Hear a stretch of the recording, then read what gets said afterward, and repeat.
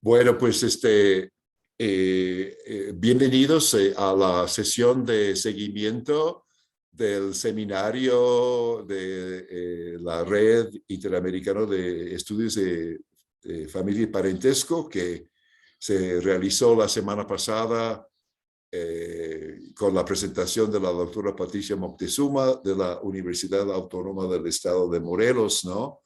Y entonces en estas sesiones de seguimiento que hemos hecho casi siempre, no siempre ha habido circunstancias que no lo han permitido, nosotros ponemos otra modalidad en que los que están conectados pueden hacer preguntas o comentarios directamente a la expositora. Hace unos días le envié a Patricia los mensajes del chat del jueves pasado porque no hubo tiempo para contestar la cantidad de preguntas que había. Entonces, no sé si algunos que hicieron las preguntas están aquí.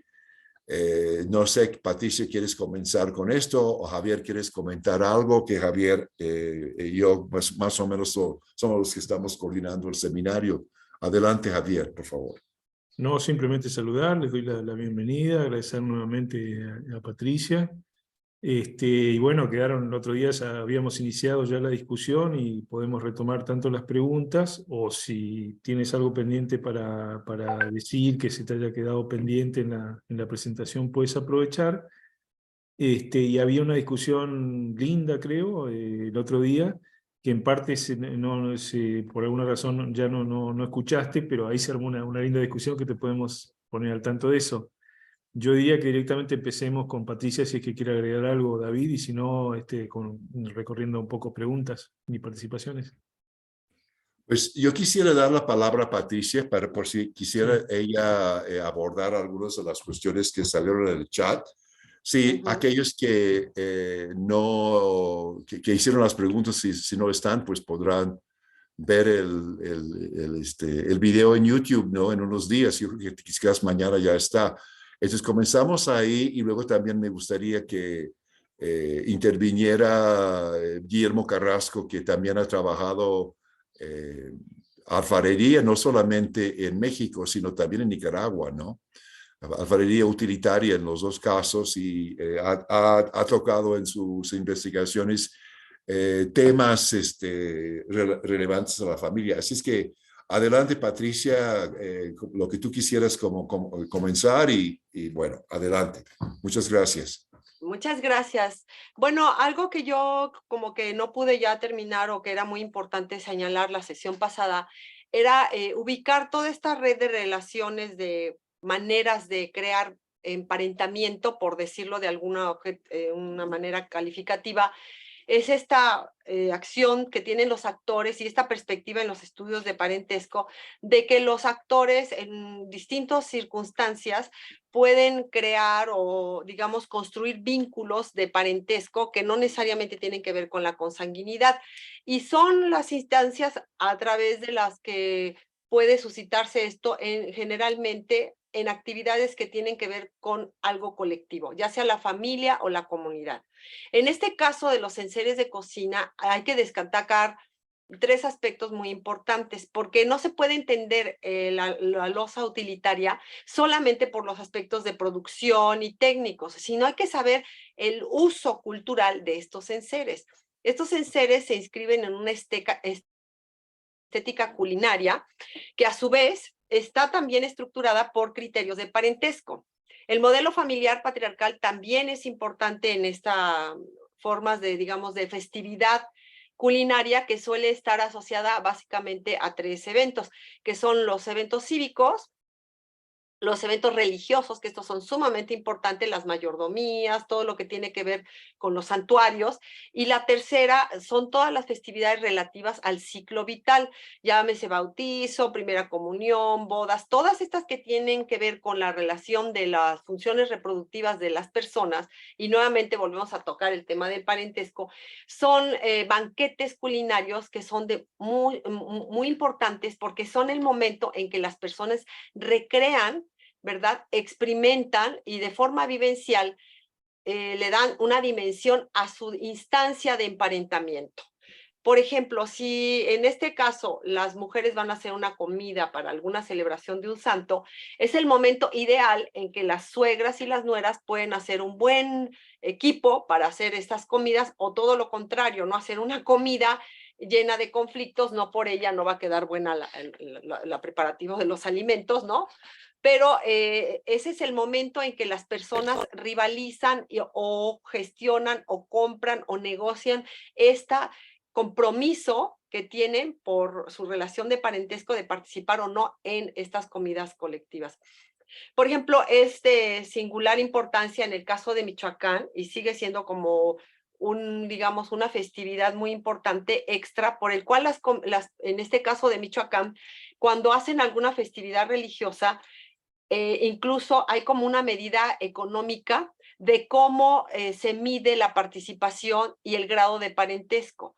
Si vamos a hacer una fiesta, las personas, de acuerdo al grado de parentesco que tienen con la que va a ser la mayordoma, con su marido que van a hacer la celebración, según el grado de parentesco le corresponde dar cantidad de servicio o de alimento. Y entonces tienen que colaborar para hacer estas comidas y de acuerdo al grado de compromiso que sí responda la invitada, se le va a dar un regalo que la gente confunde con itacate. Itacate no es lo mismo. Tiene otro nombre en purépecha y otro nombre en náhuatl, pero es como un pago por la ayuda que ha recibido, ¿no? Entonces, en Michoacán, en los pueblos, es muy usual que después de la celebración las mujeres salen bailando acompañadas de la banda, muy arregladas con sus trajes típicos, con sus grandes canastos, ¿no? Sus grandes charolas del alimento que reciben a cambio de haber participado en esta organización de estas comidas. Y las personas que están en el pueblo salen a mirarlas, ¿no? A las calles, porque les gusta, pues, desde luego, participar en la danza y mirar cuántos, por ejemplo, en una canasta, cuántas sandías, cuántos panes, cuántos plátanos, para ver y atestiguar si realmente se le reconoció a esa persona ese grado de parentesco y si cumplió con ese compromiso, de acuerdo a su grado de parentesco, de colaborar con la celebración. Esto se convierte en una competencia, ¿no? Y también en una actividad lúdica que es muy importante tanto en la meseta tarasca como en la región del lago. Y hay diferentes versiones de cómo hacerlo, ¿no?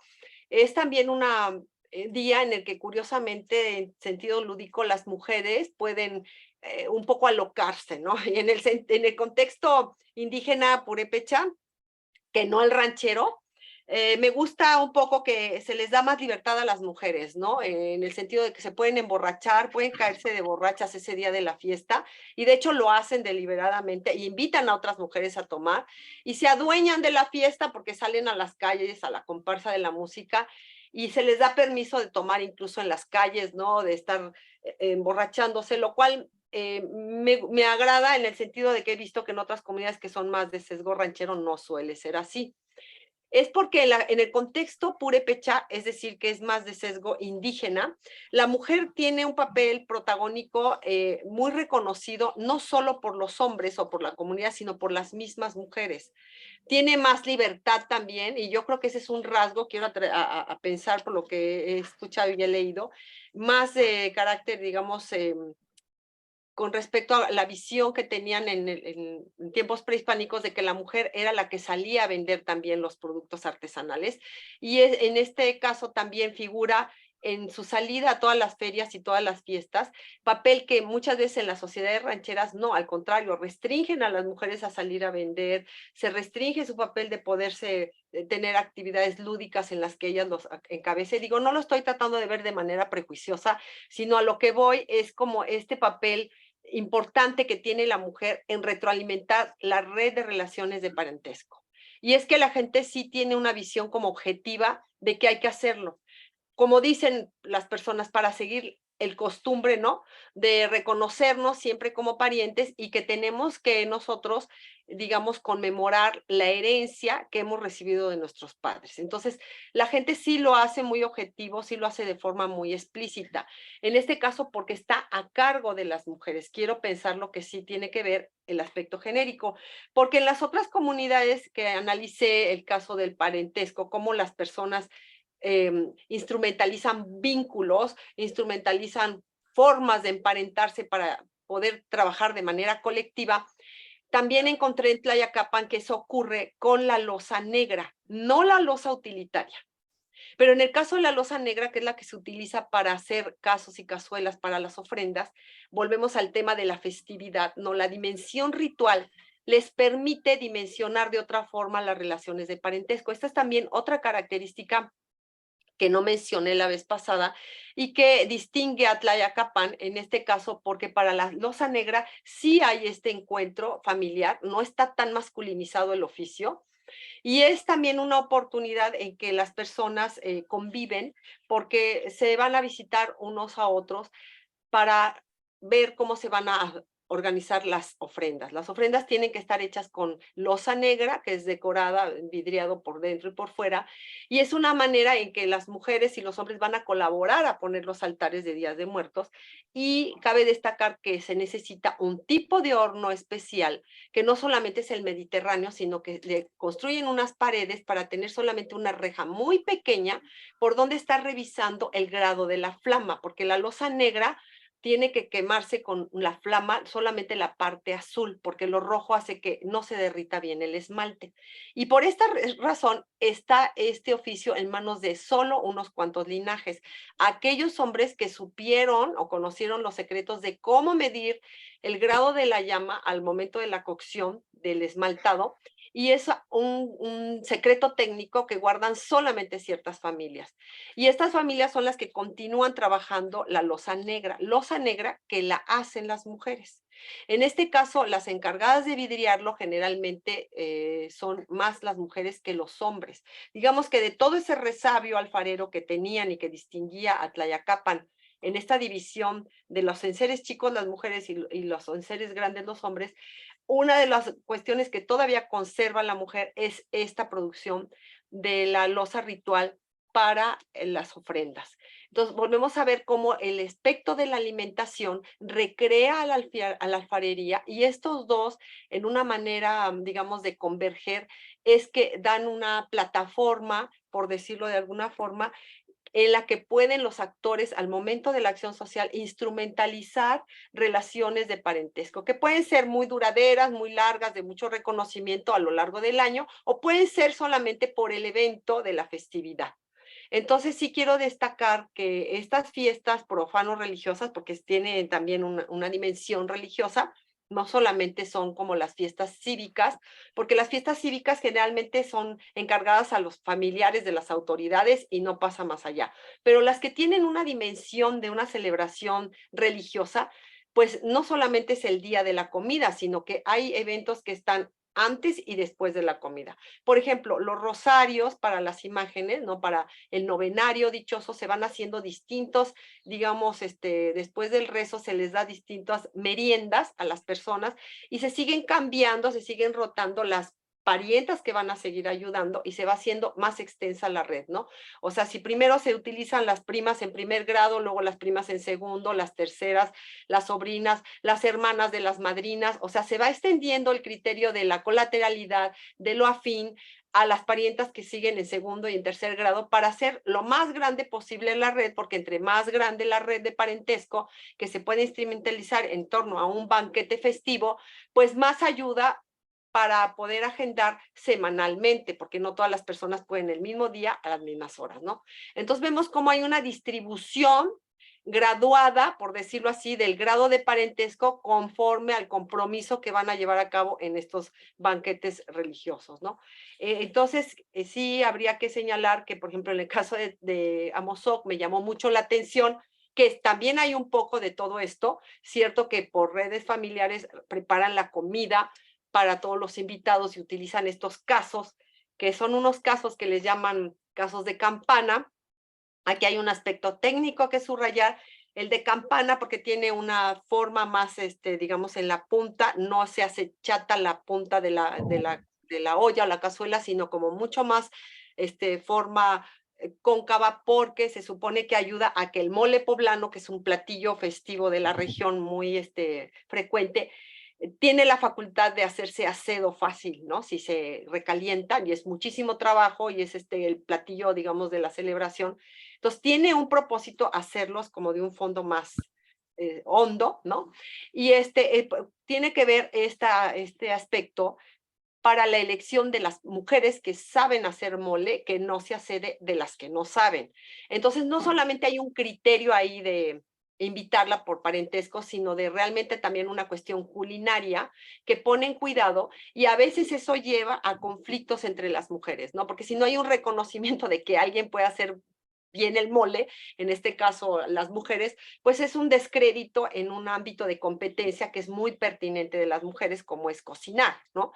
Este es uno de los pocos espacios en los que la mujer puede tener prestigio social y tomarse en cuenta, y además tener liderazgo, como para no ser reconocida, ¿no? Entonces, a veces sí puede haber conflictos entre cuñadas, ¿no? Por ganarse el reconocimiento de la suegra, o entre suegras que no compiten para ver quién enseñó a hacer mejor a las hijas el mole, y que no tiene que ver directamente con la alfarería, pero sí con el uso de la misma, ¿no? Entonces, quiero destacar que también, así como estos banquetes festivos pueden traer a colación instancias de solidaridad y de reconocimiento muy grande de diferentes formas de entender el parentesco, de manera afín, colateral, en un sentido cognaticio, en un sentido agnaticio. En otros ámbitos también puede ser una dimensión de mucho conflicto y de mucha competencia. Depende el contexto, depende la festividad, ¿no? Y también depende el grado de importancia que tienen los linajes y el sentido intergeneracional de la herencia del oficio. Entonces, para poder tener una visión, digamos, holística y una visión integral de lo que son las tradiciones alfareras, es muy importante tener presente esta dimensión culinaria. O sea, no solamente se hacen los enseres por hacerse y se venden como cualquier artículo industrial de yo puedo ir a cualquier tienda a comprar una cazuela de acero o de aluminio, sino que Bueno, yo voy a tiene llorar todo un por tantas sentido cosas que culinario. tenemos que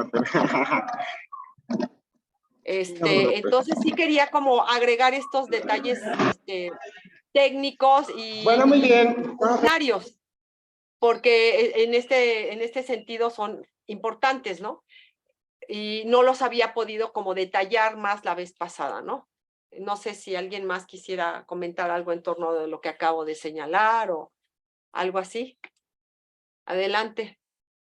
Muy bien, Patricia, qué bien que pudiste como sintetizar un poco los comentarios. También estoy viendo conectada a Claudia Tobilla, que está haciendo una tesis sobre grupos artesanales, bueno, grupos familiares que trabajan en textiles en los Altos de Chiapas. Ella tenía mucho interés en conectarse por tu trabajo. Quizás ella quisiera a intervenir. Si quieren, se van por el chat avisándome, les doy la palabra, ¿no? Sí. Gracias. No sé, Claudia, ¿quieres comentar algo o...? Sí, es que a mí me llama mucho la atención. Buenas tardes a todos. Buenas tardes, Sí, doctora. buenas tardes. Sí, ¿Qué he tal? leído su Buenas trabajo. tardes, Claudia. Y me llamó mucho la atención lo que mencionó sobre lo que está sucediendo en la alfarería y en lo textil, ¿no? Que como que reta la noción de artesanía, porque cuando menos en la parte textil, todo lo que se hace como souvenir o como maquila, ¿no? Pues hace que uno cuestione qué es realmente artesanía o no, ¿verdad? ¿Qué Sí. constituye una cosa? Sí, Ajá, bueno, ese concepto de artesanía yo había señalado la vez pasada, es un concepto, una conceptualización, yo diría siempre en proceso. Cualquier persona que se interesa en artesanías, el primer buen síntoma, Claudia, por si quieres saberlo, el primer buen síntoma cuando alguien empieza a trabajar artesanías es tratar de definirlo.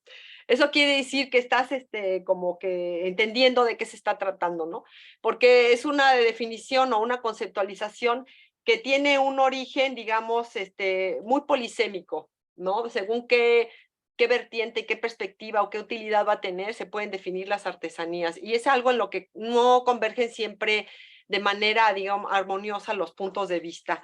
Ha sido como un concepto que se termina de conceptualizar y nuevamente salen otras ideas y da la vuelta otra vez y parece ser que no tiene fin, ¿no? Lo que sí podría decirte es que esta conceptualización pues tiene una historia que se ubica en diferentes momentos, digamos, de la historia política de México, porque en algún momento fungió un papel importante en el proceso de aculturación.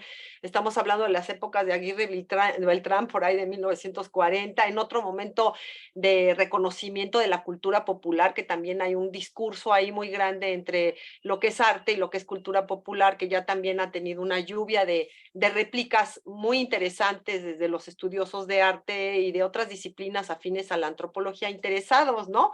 También las artesanías, porque eso habría que decirlo, hay muchas personas que trabajan temas de estética, otras personas, otros investigadores de arte, de comercialización artesanal interesados en el tema y que tienen miradas distintas, ¿no? O algunos cuando se meten al ámbito de la cuestión comercial no pueden congeniar con las definiciones que se dan aquellos que digamos, se concentran en aspectos técnicos, ¿no? Y los que trabajamos más la dimensión organizativa, que es la que yo más he trabajado, y claro, me he topado con este problema de tratar de definir las artesanías. Sin embargo, de todo lo que yo he revisado, de las que ha habido, de un momento dado, como te digo, en diferentes discusiones, está la de cultura popular, que a mí generalmente no me acaba de convencer porque es como un poquito ambiguo y además fue como una época histórica y política que correspondía a otras necesidades. Pero si queremos ver una conceptualización analítica más profunda, yo te recomendaría a Richard Sennett, que es un español, ha escrito sobre un libro muy famoso que se llama El Artesano, y él ahí trabaja el tema más de una manera filosófica, me parece más convencional, y nos explica precisamente que una de las formas o de los principios más importantes en el ascenso del hombre, estamos hablando desde una perspectiva antropológica, fue precisamente dimensionar el trabajo en colectivo. A nosotros ya se nos hace muy fácil y muy común, ¿no? Pero si nosotros pensamos lo difícil que fue en el ascenso del hombre tener esta perspectiva colectiva del trabajo, es decir, familiar y todo, porque empieza uno a tener una dimensión siempre individualista. ¿Cómo se logró? Precisamente a través de dos producciones, la textil y la cerámica, porque responden a necesidades fisiológicas, ¿no? Estas artesanías que cubren pues el cuerpo, ¿no? Por el frío, y estas otras que se utilizan para preparar alimentos calientes y almacenarlos y poderlos, digamos, guardar, que eso es todo un proceso, ¿no? Todo esto apunta a que las personas en un momento dado, para llenar estas necesidades fisiológicas, se vieron la necesidad de hacerlo en un sentido colectivo. Entonces, son estas dos artesanías las que más se centran en estas necesidades y de las cuales podemos mirarlas así, cuando tienen un valor de uso para quienes son sus creadores. O sea, estas cazuelas grandes de los banquetes festivos es una producción que se inscribe en consumidores que tienen y comparten la misma estética culinaria. Entonces, digamos que tienen una distinción dentro de este esquema estético en el que solo con esos enseres, porque tienen esas peculiaridades para darle la consistencia, el sabor a los alimentos, porque son alimentos que se hacen y se cocinan con leña, porque no es lo mismo cocinar con leña que con gas, no es lo mismo cocinar en enseres grandes que en uno pequeño, por lo que implica de trabajo y por los comensales que van a venir, porque, ¿verdad? Entonces, todos estos aspectos es trabajar en colectivo desde que se hace la alfarería, desde que se cocina, se preparan los alimentos, a quién se le van a brindar los alimentos. Todo el tiempo está presente la dimensión comunitaria y la dimensión de la convivencialidad. Y esto solamente es posible si se mira desde el sentido del intercambio y la solidaridad para cumplir con todo ese panfleto. Y lo que no está sucediendo o lo que ya empieza a cuestionarse en la comunidad de Amozoc, que me tocó ver en dos casos de mayordomías, que me resultó muy simpático y un caso muy, digamos, muy atractivo, que mandaron los mayordomos a hacer el mole con un chef, para que ya trajera el chef el mole hecho en una cazuela y nada más virtieran de la cazuela de aluminio a la cazuela de barro para que vieran los comensales que había sido hecha en una cazuela de barro, o sea, un sentido decorativo. Y lo mismo así el arroz rojo, y entonces decían, es que es más fácil, menos problema, nos cobra caro el chef, y además con ese término, ¿no? En hacer el mole, pero nosotros nos ahorramos muchos problemas, muchos disgustos de que traiga la gente todos los chiles y ponernos a trabajar, pues ya no hay tiempo para hacer todo eso, ¿no? Entonces ya se está empezando también a dimensionar cómo hacer estos platillos tradicionales y regionales, pero ya no en un sentido colectivo, en el que entran todas estas relaciones de parentesco, ¿no? Entonces habría que ver cuando ya no se empiezan a utilizar estos enseres si siguen siendo objetos artesanales, ¿no? Y también nos cuestiona este sentido colectivo nuevamente. Y si ya lo tiene Amozoc, pues era una entidad campesina que a partir de los 50 cada vez fue disminuyendo su distancia cultural respecto a la metrópoli de Puebla. Imagínense hace 20 años que se abrió el periférico, no, bueno, eso aceleró este proceso y por eso no nos debe de extrañar que ahora hay chef también. Así como se hace la comida familiarmente, un mole, y pueden haber muchos comensales al estilo tradicional, también hay gente que ya tiene el poder adquisitivo para decir, yo soy mayordomo y mando a hacer la comida con un chef y que me traiga todo. Las tortillas, el mole, el arroz, y lo hacemos en un sentido de fiesta, pero ya no hay ese cocinar juntas, ¿no? Ese me llamó muchísimo la atención, mientras que en Michoacán es la tradición, ¿no? Es lo que sigue, y un punto intermedio está el Tlayacapan, ¿no?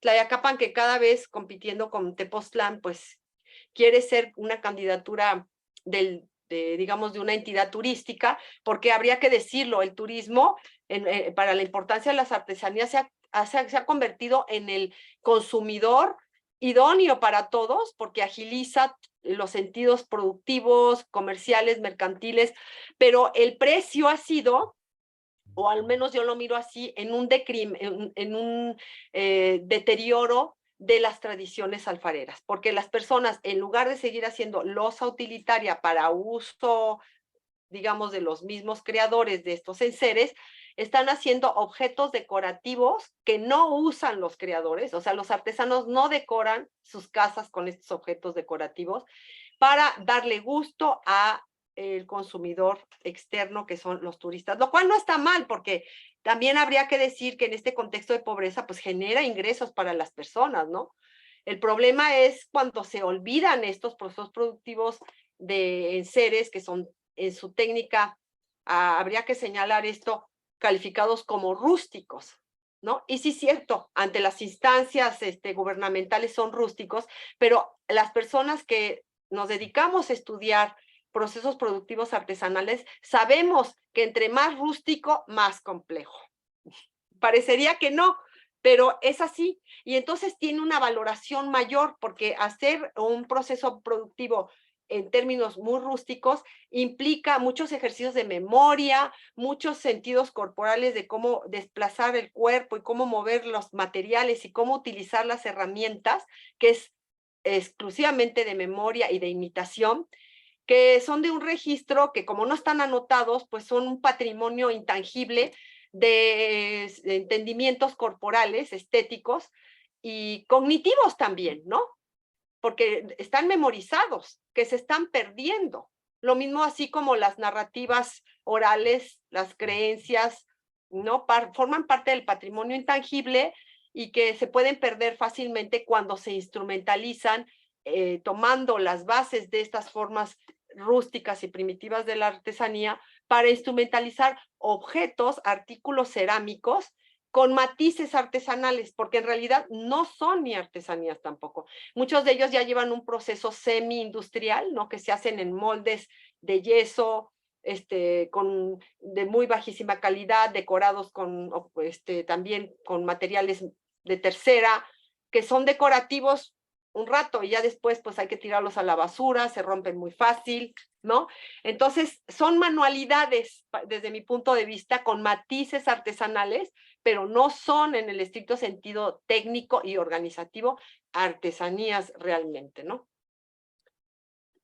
Entonces, bueno, sí también quería señalar este aspecto para dimensionar la diferencia entre lo que son artesanías y lo que son procesos semi-industriales con matices artesanales, que son los que a raíz del turismo están permeando el mercado artesanal de México, y cada vez más y cada vez más, ¿no? Entonces, conservar una, digamos, una cerámica tradicional, pues va a ser como un reto más a futuro, que va a depender mucho de las relaciones de parentesco que se puedan instrumentalizar, y esto tiene que ver con la migración, porque todos estos pueblos campesinos de artesanos, pues en su búsqueda de ingresos y de nuevos horizontes laborales ante la pobreza que viven, pues salen de sus hogares, ya sea que se vayan hasta Estados Unidos o simplemente a las cabeceras municipales de cercanos sitios para vender su fuerza de trabajo en fábricas, de jornaleros, y estas tradiciones ocupacionales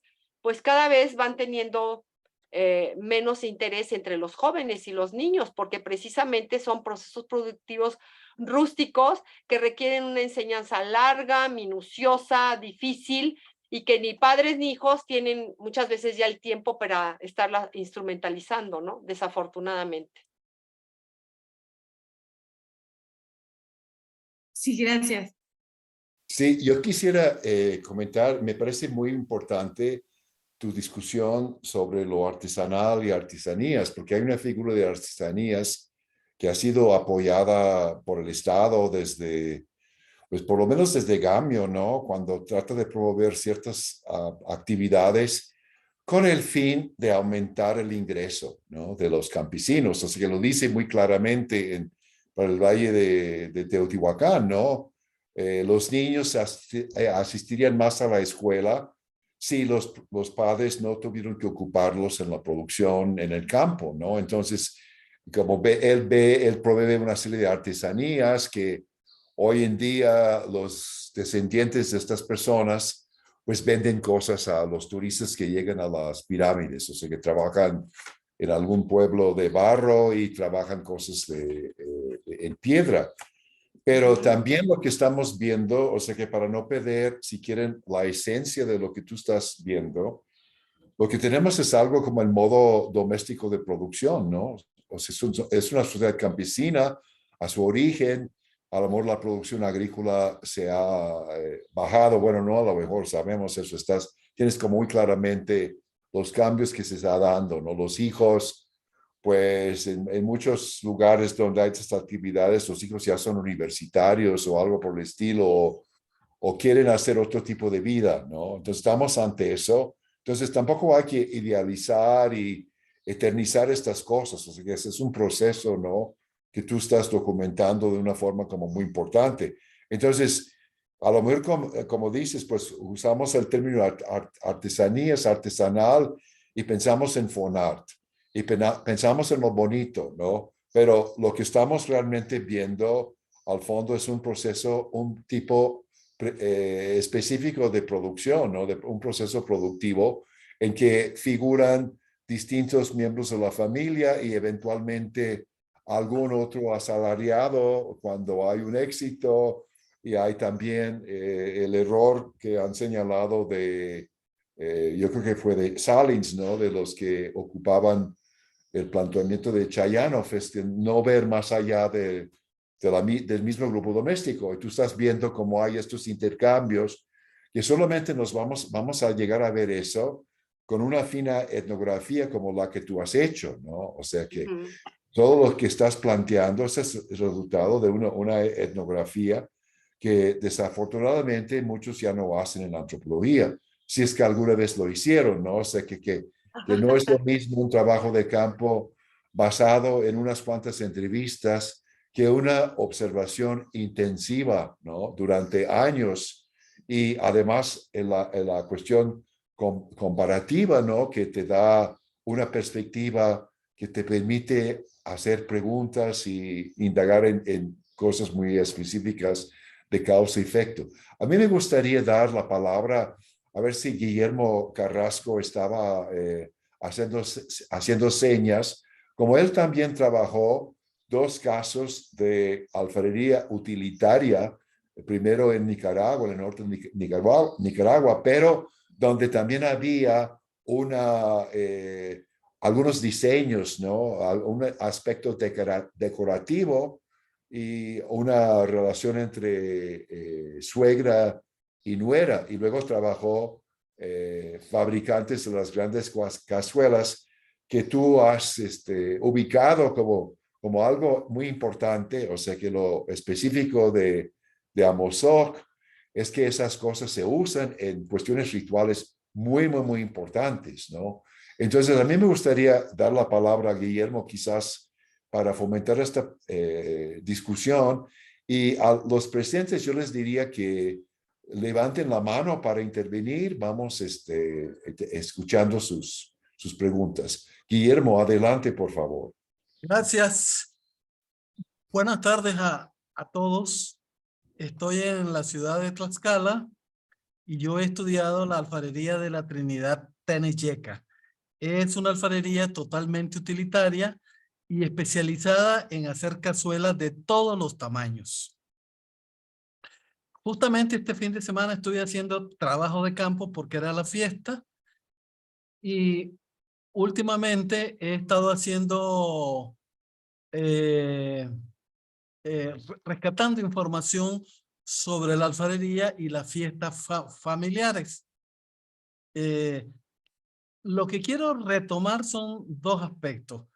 Un aspecto que Patty habló en la semana pasada sobre cómo los jóvenes o ciertos miembros de la familia alfarera se dedican al comercio de la misma alfarería y de otra alfarería.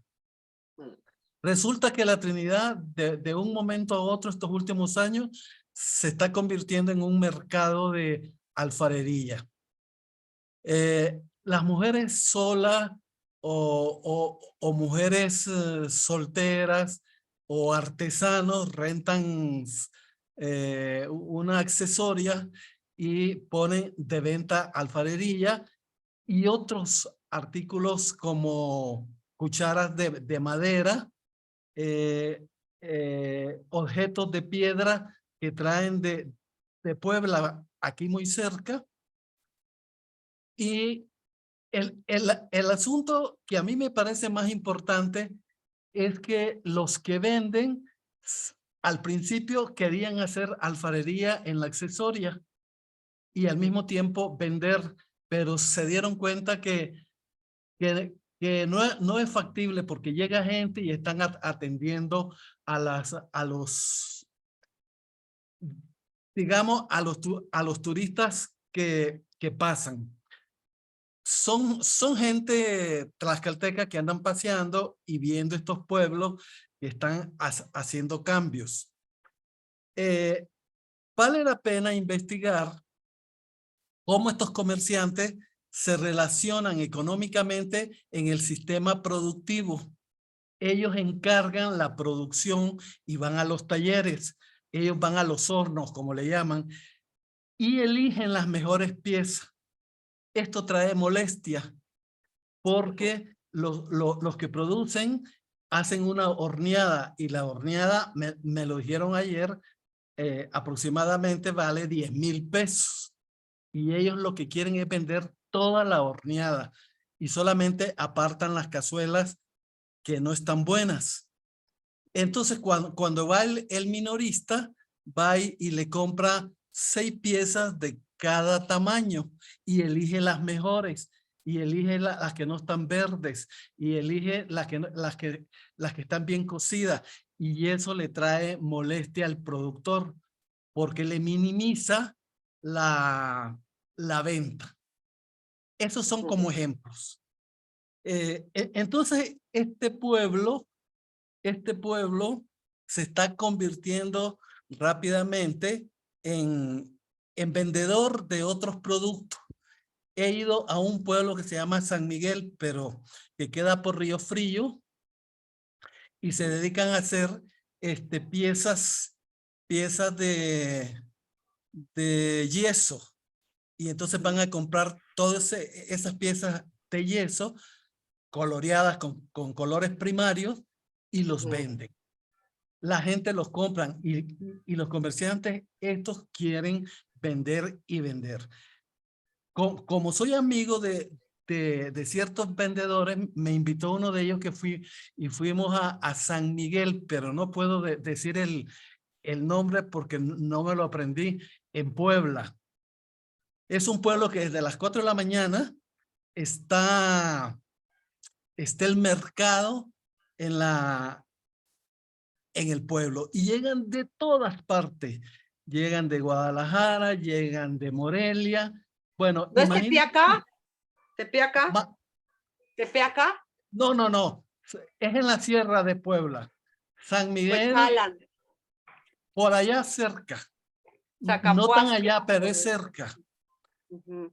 Es que no me aprendí el nombre. Es náhuatl, pero muy largo. Tlatiniloya, algo así. Y entonces se ha vuelto un gran mercado. Los de la Trinidad Teneyeca van con sus camiones a vender la cazuela, pero el problema son los robos. Los robos, los ataques, le quitan las camionetas, le quitan todo la venta. Bueno, el otro punto es que he estado trabajando las fiestas familiares y la comida y las cazuelas.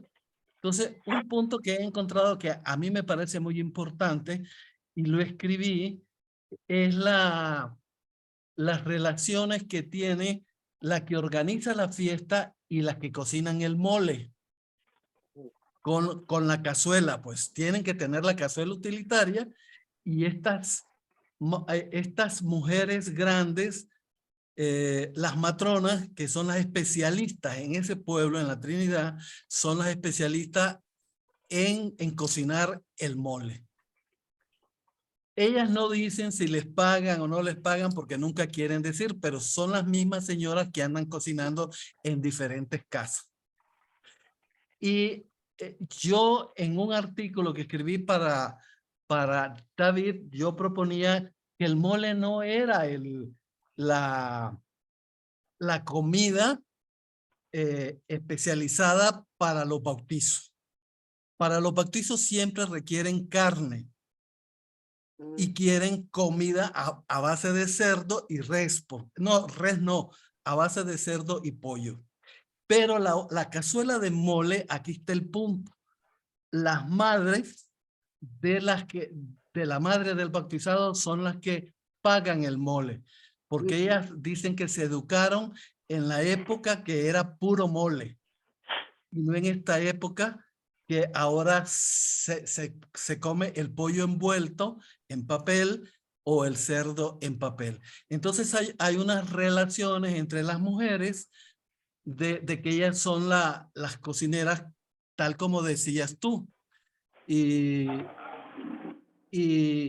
los jóvenes están haciendo cambios. Hay jóvenes que son alfareros porque su familia es alfarera, pero también compran alfalfa y venden alfalfa, y también tienen un bar y venden cerveza en la noche. Entonces los jóvenes tienen una diversificación de actividades, especialmente los varones. Ahora sigo en siempre observando, pero quiero volver a este tema. Pero hay que tener informantes que te digan del modo de producción y de las compras y de las ventas para diferenciar tanto los minoristas como los mayoristas. Sí, quiero volver a hacer más observación porque estos se han especializado y ellos, ayer justamente fui a la Trinidad porque me iban a contar que quiénes son los primeros que empezaron a hacer esas grandes cazuelas gigantes que yo quiero escribir y volver a tomar fotos. Gracias. Adelante, Patricia, si quieres responder. Bueno, Después sí. entraría con la palabra Armando Sánchez, pero adelante. Creo que tienen muchos puntos de comparación en lo que los dos han visto, ¿no? Entonces, por favor, gracias. Sí, bueno, habría que señalar en este punto que el compañero Guillermo nos ha venido a tomar en consideración, la dimensión de la comercialización de la alfarería da para otro tema inmenso, porque es otro universo, ¿no? Los intermediarios, los acaparadores, porque hay una tipología muy grande de comerciantes de las artesanías y de la alfarería.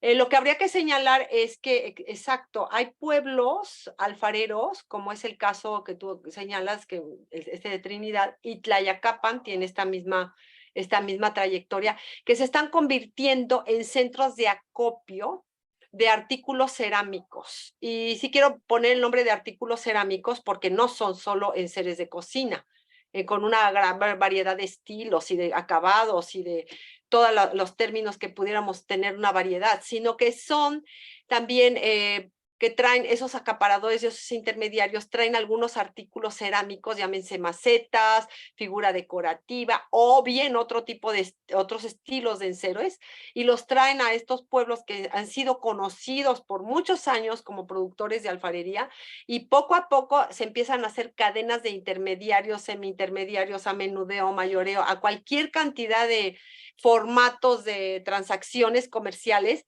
y crece la cadena y empiezan a tener una candidatura, lo que yo diría, estos pueblos de ser centros de acopio de artículos cerámicos, y son muy atractivos porque dan empleo, sobre todo a los jóvenes y a las personas que no saben hacer la alfarería, que no se pueden dedicar a ello porque es como un conocimiento familiar, por lo mismo, que se guarda con secreto, pero que generan digamos, una fuente laboral, y aquellos que tengan la oportunidad de comprar una camioneta o rentar algún local pueden convertirse en importantes acaparadores de la alfarería y llegar a tener tanto o más poder para fijar los precios de las piezas y digamos, la frecuencia con lo que se entregan los hornos, ¿no?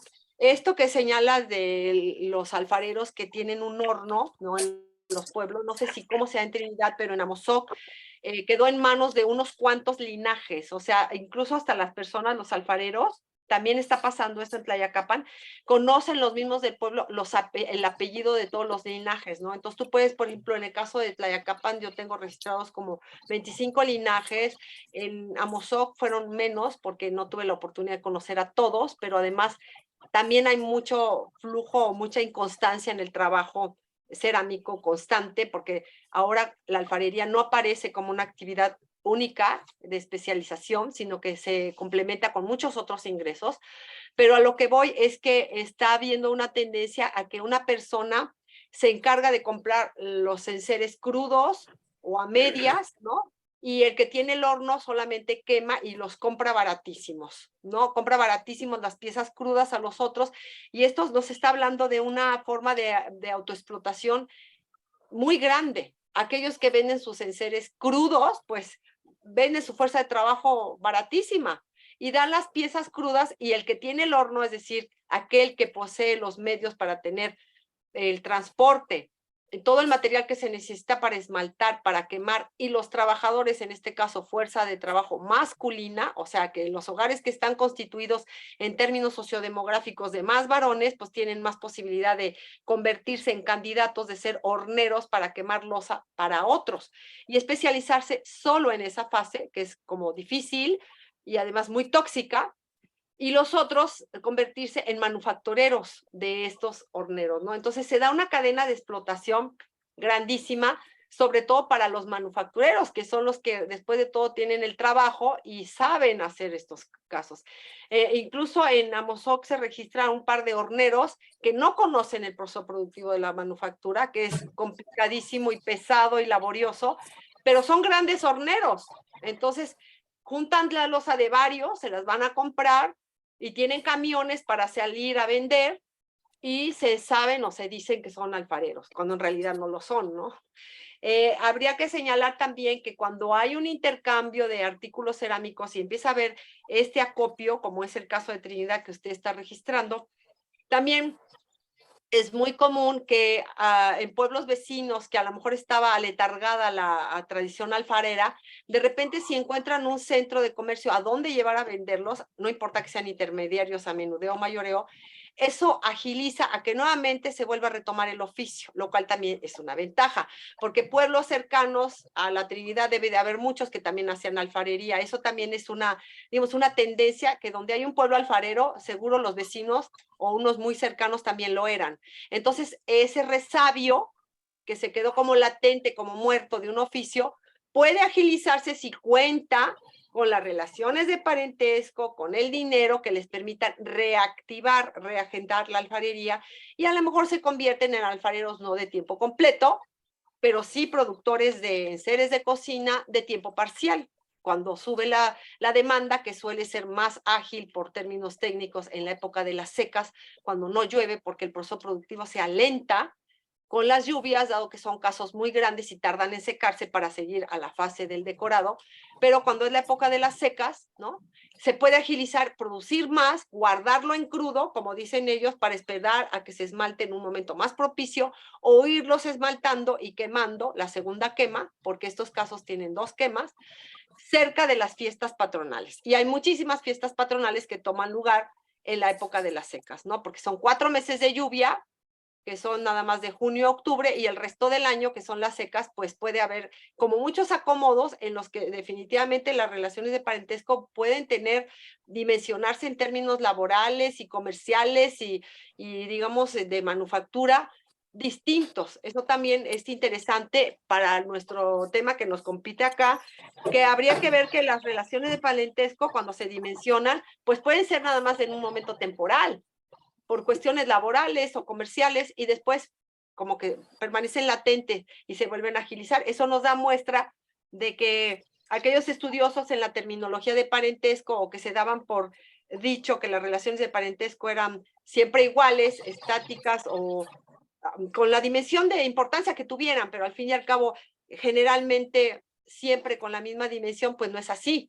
Vemos que hay otros factores como lo ocupacional, como los conocimientos, como las festividades, como el comercio, otros aspectos que también hacen que las prácticas en torno al parentesco tengan mayor importancia o no en ciertas épocas del año, ¿no?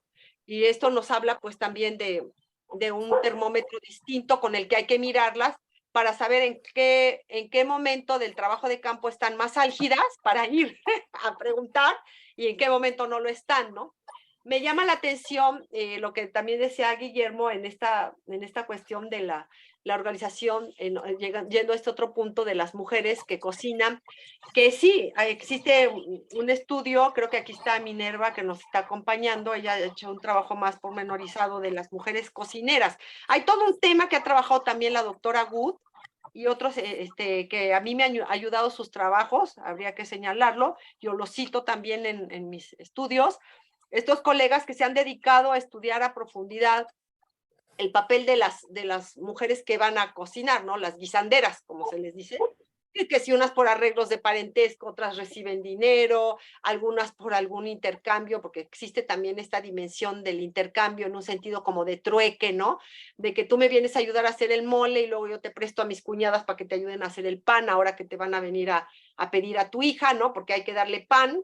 La novia en estos pueblos, por ejemplo, de Michoacán, las familiares de la novia tienen que regalar pan a los familiares del novio, ¿no? Y entonces tienen que venir a ayudar las mujeres, ¿no? Entonces hay como una red de intercambio a través de los mismos enseres que se teje para otras cuestiones que no tienen que ver luego con la alfarería, ¿no? Entonces nos habla de esta complejidad que no se circunscribe, tomando el tema que nos decía también Robbie Shu, que el modo de doméstico no está aislado.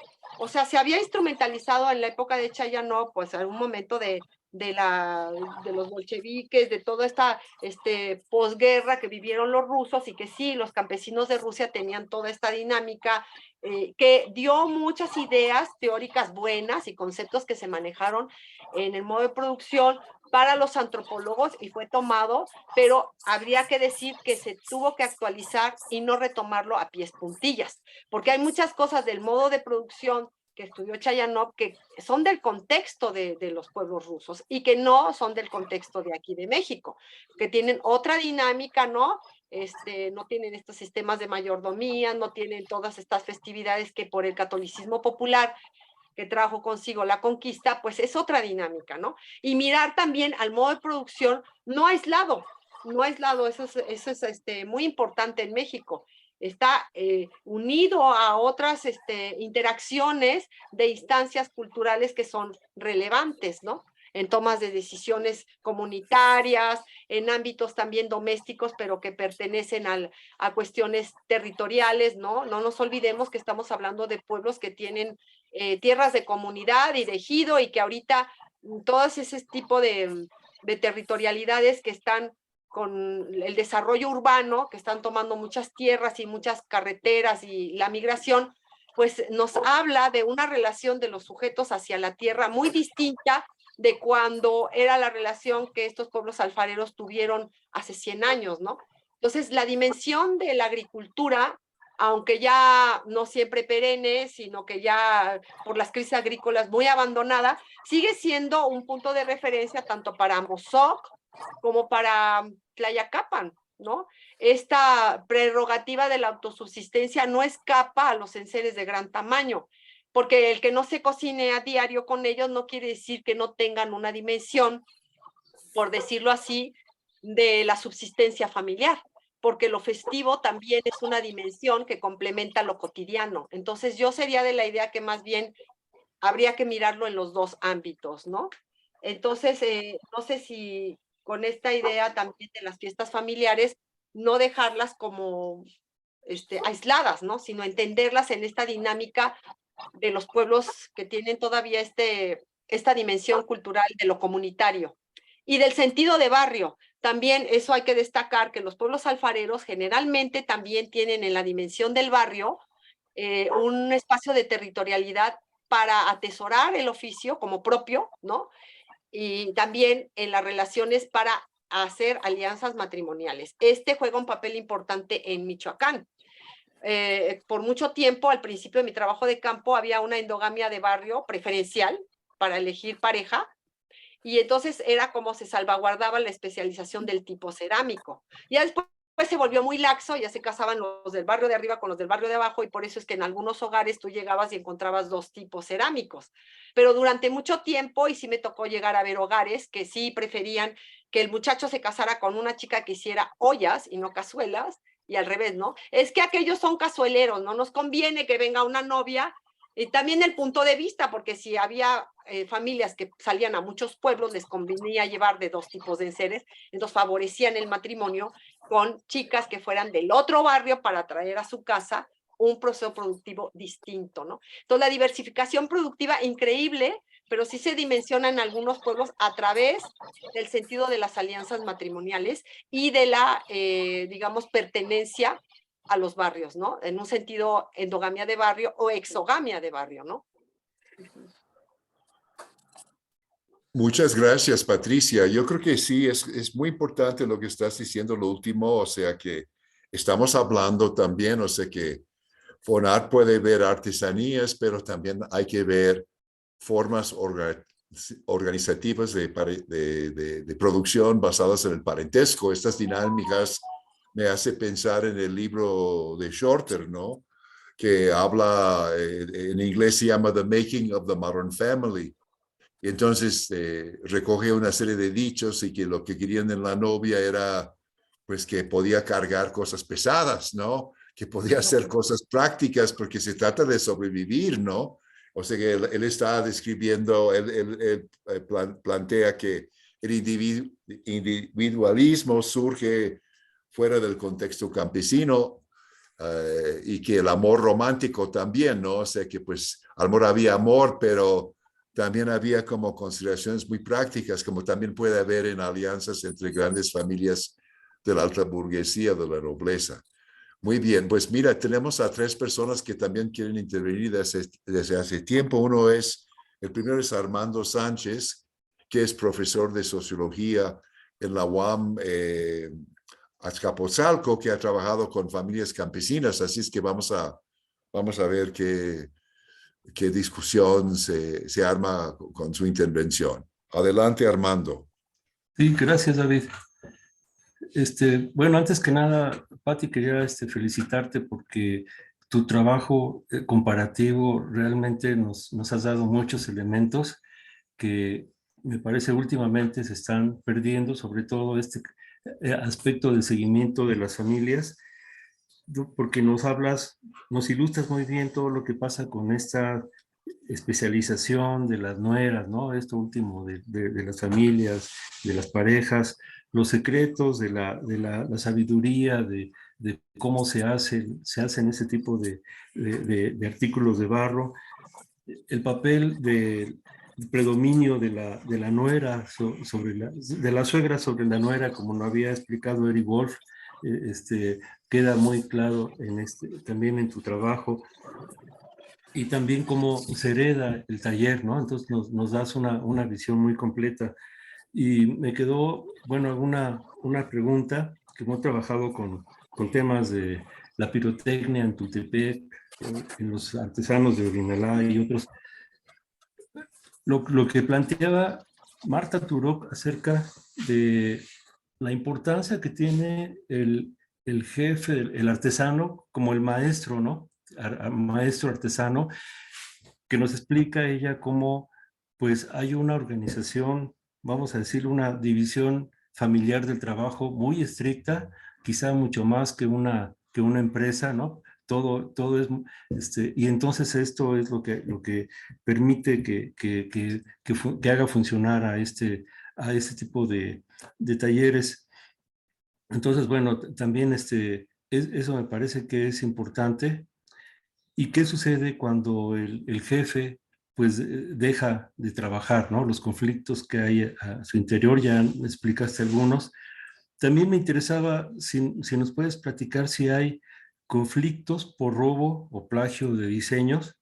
Bueno, estoy asesorando a un alumno en Tenango de Doria, donde más de 10 transnacionales se han robado, ¿no? El diseño de los artesanos, y las leyes no es que no son muy claras, sino que no toman en cuenta la importancia de lo que es el trabajo colectivo, ¿no? Sino que le da más peso a lo individual, ¿no? Entonces, bueno, ahí si nos puedes platicar algunos de estos problemas que hay en relación a esto.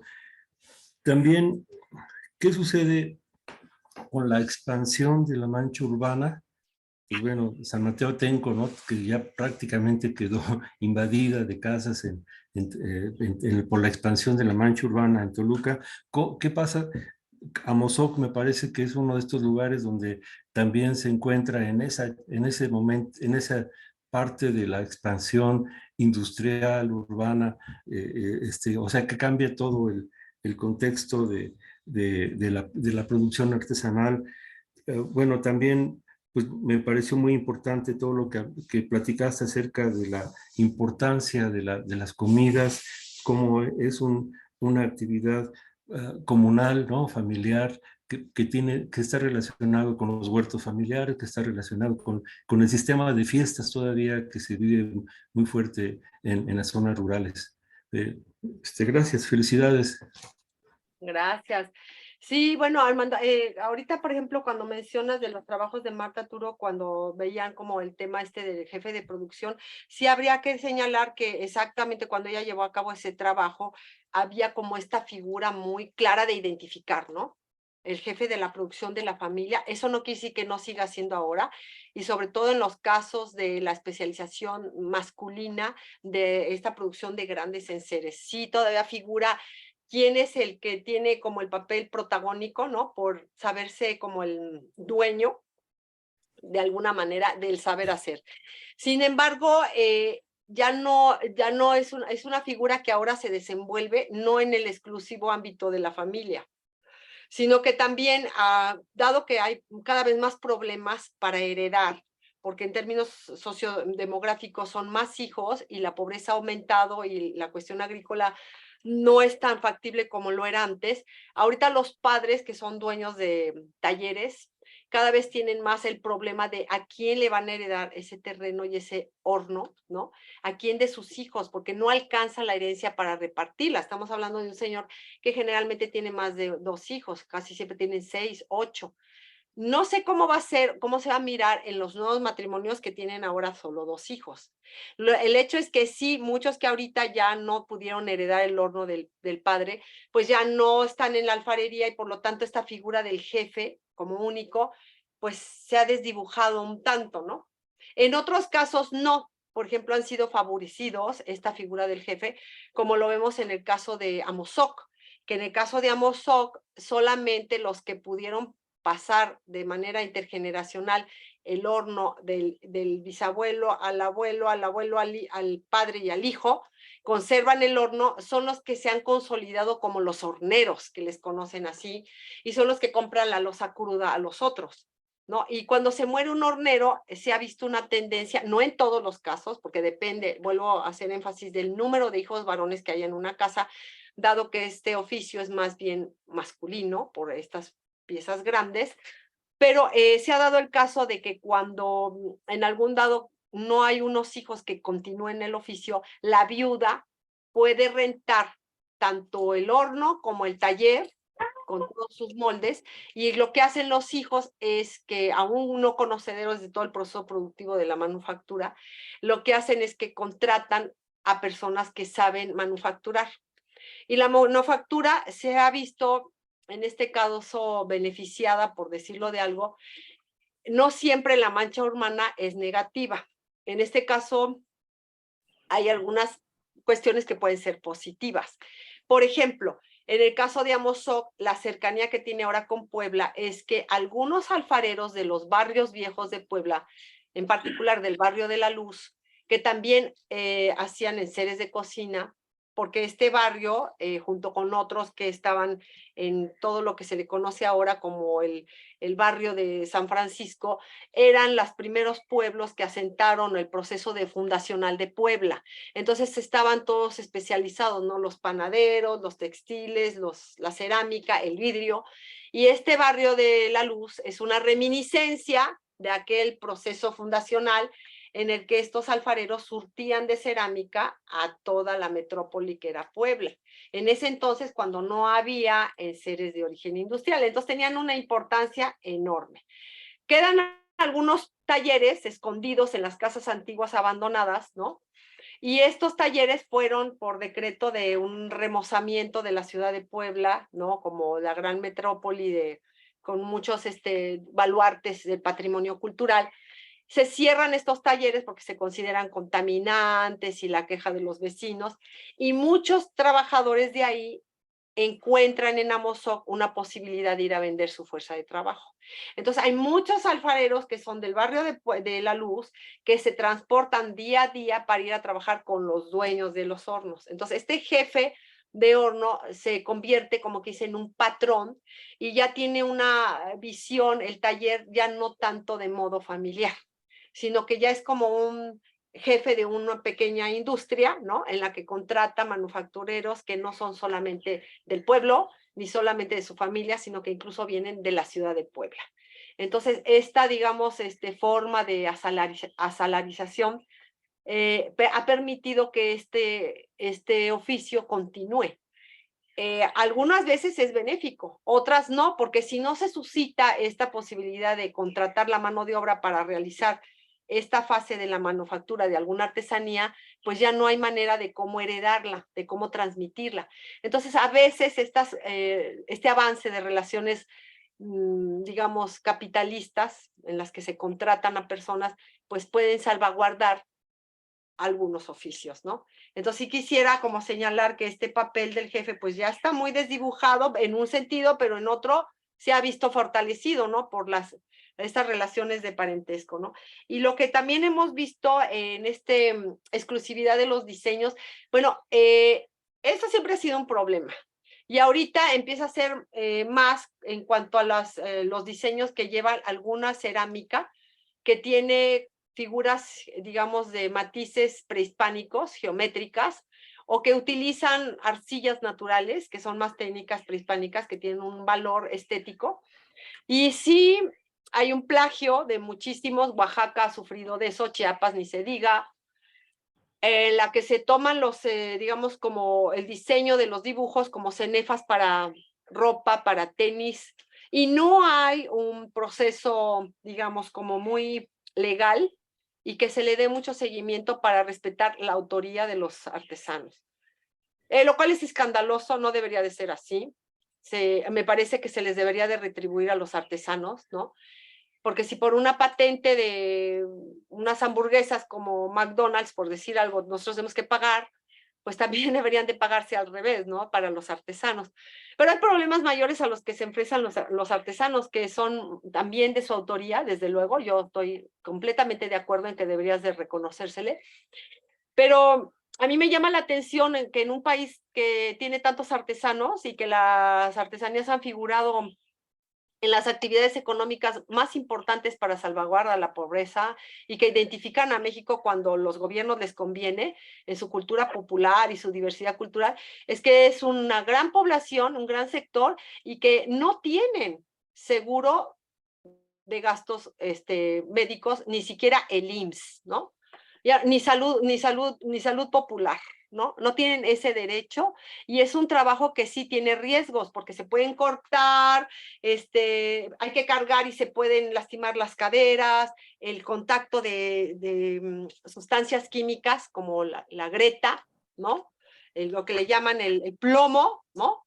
Y sin embargo es un sector que nunca ha tenido el servicio de salud, lo cual a mí me parece, pues, vergonzoso, ¿no? Porque son muchos, es gran el saber que aportan en formas organizativas, técnicas, de todo, o sea, son creadores del patrimonio intangible de este país y sin embargo no tienen una prestación tan básica, ¿no? Y es algo de lo que yo incluso en mi último libro pues me quejo, ¿no? O sea, ¿cómo es posible que no tenga este sector un servicio médico, ¿no? De que simplemente por ser alfarero pues lo tengan, ¿no?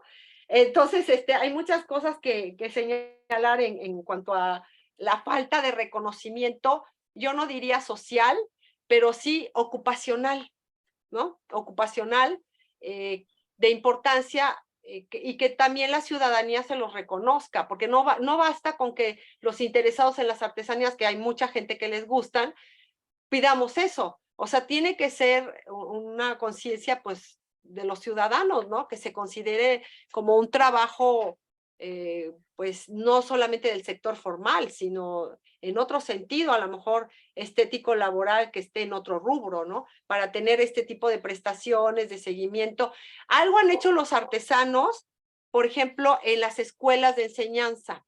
Sí ha hecho algo el gobierno en el que algunos linajes que han sido como muy reconocidos, me ha tocado ver que les han dado por parte del PACMIC algún dinero para que hagan un taller para los niños o para cuando vienen los turistas, pasen los turistas a ver cómo es el proceso productivo y haya como un reconocimiento de enseñar estos saberes, ¿no? Empiezan a ver como chispas así salteadas de pueblos alfareros a también productores de textiles y de otras artesanías, por ejemplo, la cestería, ¿no? Que también es una muy importante y que poco se ha trabajado, todas las que son de fibras vegetales y también muy laboriosa, en la que sí se ha tratado de hacer talleres para que la gente visite y conozca el proceso productivo y que se inculque a través de los niños, ¿no? Como saberes y desde luego con miras a que tenga una aplicación de horizonte laboral para personas que no tienen trabajo, desde luego. Mucho gusto, Armando. Gracias. Yo quisiera señalar que también tengo mi correo por si quieren alguna, adentrar en alguna duda. Y acabo de sacar mi libro por parte del Colegio Michoacán, no sé si se mira, pero se llama Sobre las múltiples transiciones del oficio artesano, que precisamente habla sobre que las artesanías todas se encuentran inmersas en un proceso de transición y es una transición multidimensional, y en este caso lo hago en una perspectiva comparativa entre Amozoc y Tlayacapan, pero hablo varios de estos procesos, tomo en cuenta estos problemas. Fue publicado por el Colegio Michoacán, acaba de salir en enero, no me han dicho de la versión digital todavía, pero está en venta en el Colegio de Michoacán por si les interesa como ahondar en el tema de la estética culinaria y toda la producción de enseres. Pues me dará mucho gusto que podamos retroalimentarnos todos.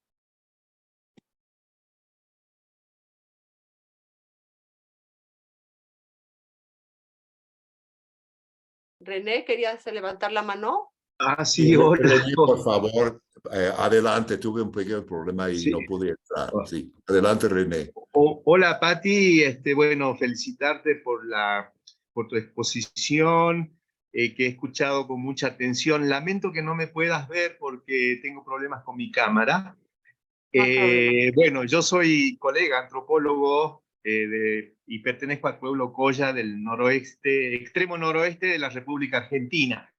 Y uno de los pueblos artesanos alfareros que quedan acá en Argentina, en el extremo del límite casi con Bolivia, casi en el tripartito sería Bolivia y Chile del otro lado, del lado oeste, se llama Casira. Casira es un pueblo que produce en este momento gran cantidad de alfarería. Ahora mucho se destina como recipientes de macetas de plantas, en fin, pero abarca una gran región justamente lo que sería la alfarería en su proceso de transformación, interacción con mercados urbanos, ¿no es cierto? O sea que acá en la región donde vivo, que ha sido declarada Patrimonio de la Humanidad hace 20 años por la UNESCO, la Quebrada de Humahuaca, prácticamente toda la alfarería que tenemos de reventa proviene de ese pueblo de Casira. Yo en particular, actualmente, para mi doctorado en antropología, que realizo en la Universidad de Buenos Aires, estoy muy interesado en el léxico específico que tienen ciertos oficios, la música, el arte culinario, bueno, en fin, en una región en donde ya la lengua originaria ha sido desplazada, como es el caso de la Quebrada de Humahuaca, en el lugar donde yo vivo. No obstante, en la zona de producción de alfarería de Casira, que he tenido la oportunidad de visitarlo porque queda acá cerca de la región de la Quebrada de Humahuaca, en donde vivo, se mantiene, digamos, para la producción de alfarería, un léxico específico, es decir, aun cuando la lengua quechua, que es la última lengua que se habla, lengua indígena que se habla en esta región, por parte de algunos, sobre todo migrantes bolivianos, ha mantenido en la misma lengua conocimientos específicos de la tradición oral, en este caso ligado con con la alfarería. Y entonces mi pregunta era cómo ha sido tu experiencia en relación a la recolección de esas palabras que han quedado de la lengua purépecha, sería en este caso, ¿no? ¿Verdad? Sí, cómo no. Ajá. Sin duda, todo lo que tú estás señalando, la construcción lingüística, no solamente para, digamos, distinguir las herramientas, sino aludir a las fases del proceso productivo y a las subfases, porque cada fase que tiene el proceso productivo de la alfarería, ya cuando uno se adentra en cuestiones técnicas, tiene una serie de subfases y tiene una serie de herramientas que se utilizan en una fase y no en otras. Y las herramientas son algo que atesoran también las personas, porque muchas de ellas son heredadas de padres a hijos, ¿no? Las guardan. Por ejemplo, en este caso, la que más me ha tocado ver es la piedra de pirita, que ya es imposible encontrarla para sacarle brillo a los cántaros, porque ahora le sacan brillas con un pedazo de botella de Cloralex, pero no es el mismo brillo, ¿no?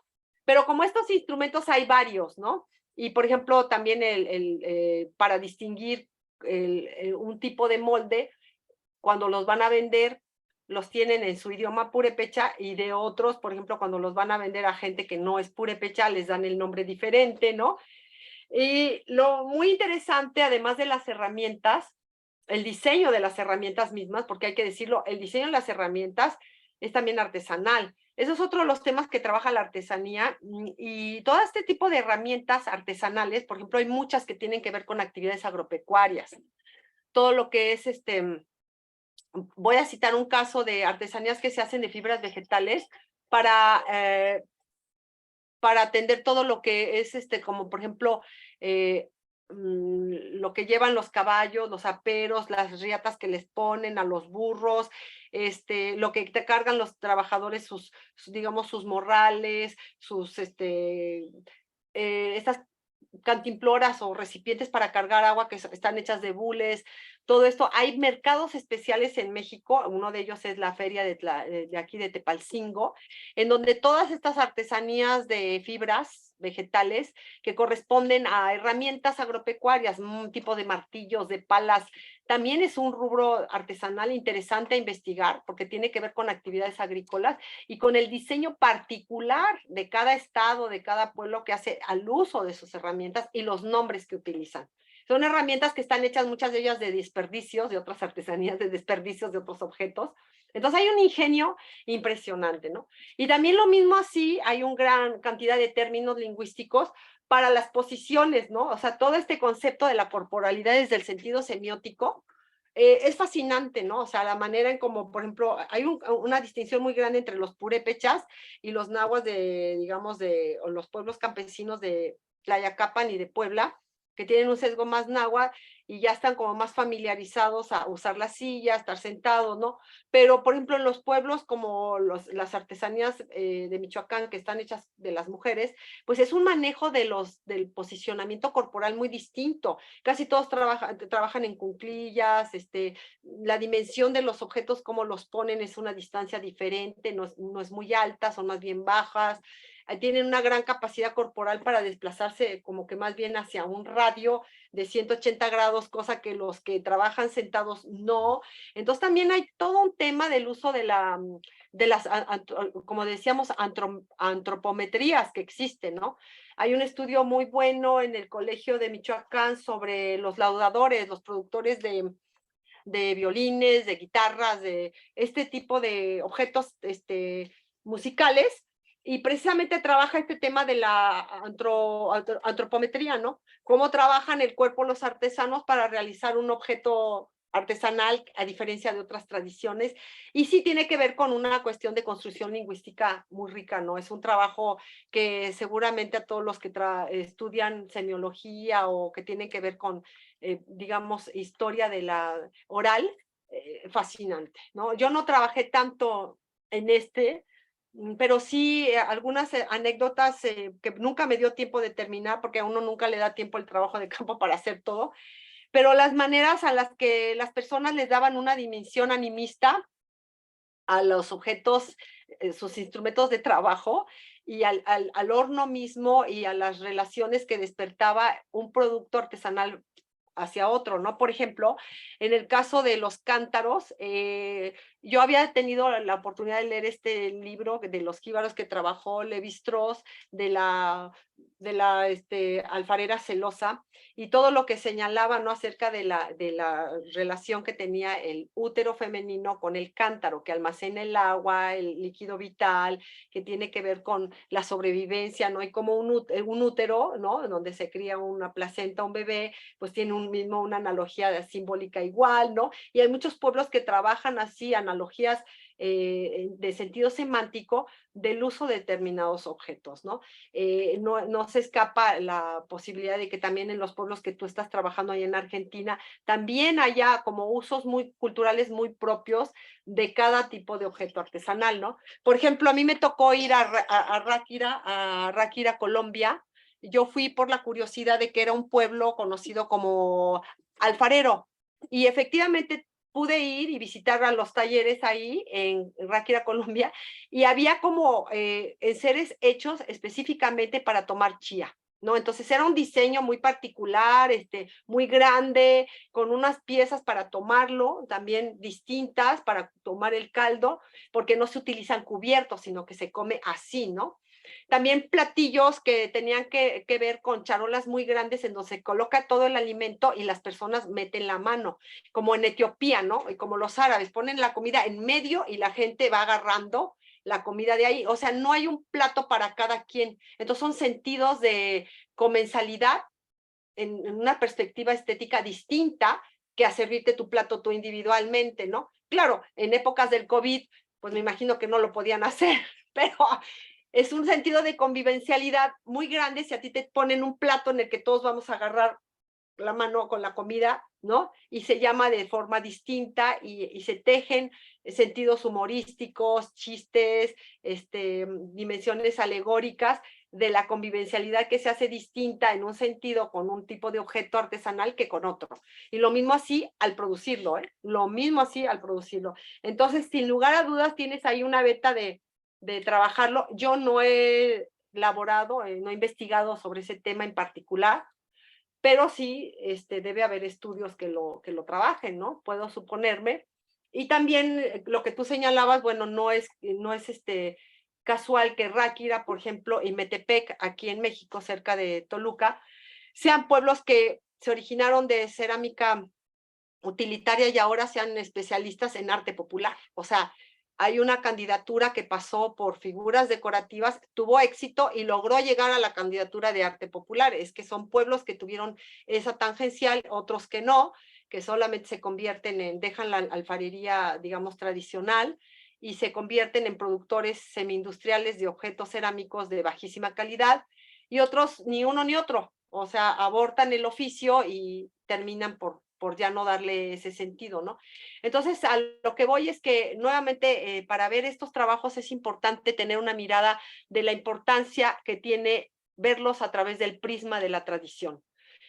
No solamente dejarnos en cuestiones organizativas, ¿no? Económicas, ni técnicas, sino mirar el sentido autorreferenciado para los pueblos de qué es su saber hacer, para ver y poder ponderar si en una cierta, digamos, entidad artesana hay una vertiente más de tradición ocupacional y no solamente un trabajo que, digamos, de aporte de ingresos para la subsistencia. Y hay pueblos que sí tienen esta dimensión de tradición ocupacional muy, muy fuerte, y entonces son muy ingeniosos los alfareros, hay que darles ese crédito, que muchas veces no se les dan ni las instancias gubernamentales ni los programas que apoyan a la alfarería, para mirar cómo de una u otra manera, con su mismo, digamos, suministro de base técnica y organizativa del trabajo alfarero, inventan y recrean otros, ¿no?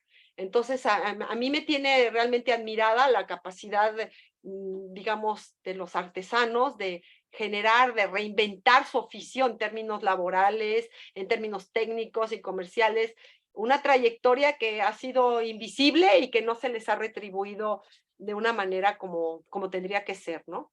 Me imagino que también así hay como lo mismo en estos pueblos, como tú dices, que se ha convertido en un pueblo productor de alfarería, pero ¿de qué alfarería? O sea, ¿ha habido un decremento en la calidad o es una alfarería que es para vender? Porque eso también había que decirlo, en las tradiciones artesanas, como que siempre la gran proeza es el turista, ¿no? Y hay objetos artesanales que no tienen por qué mirar al consumidor del turismo como el más importante. No tienen, para salvaguardarse, no necesitan eso. Necesitan apoyarse en otro sentido, en el sentido estético, culinario propio de su cultura, ¿no? Y de esa manera se van a salvaguardar y de esa manera van a poder crecer comercialmente y de esa manera pueden transmitir este oficio que ha probado con creces poder mantener a muchísimas familias, no solamente en estado de pobreza, sino que hay alfareros que son muy exitosos, también habría que decirlo, ¿no?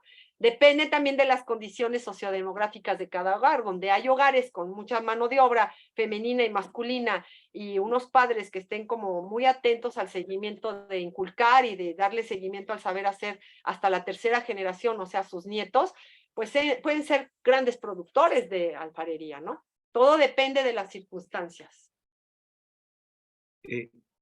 Sí, algo más quería decir, Debbie, no sé si puedo. Claro, sí.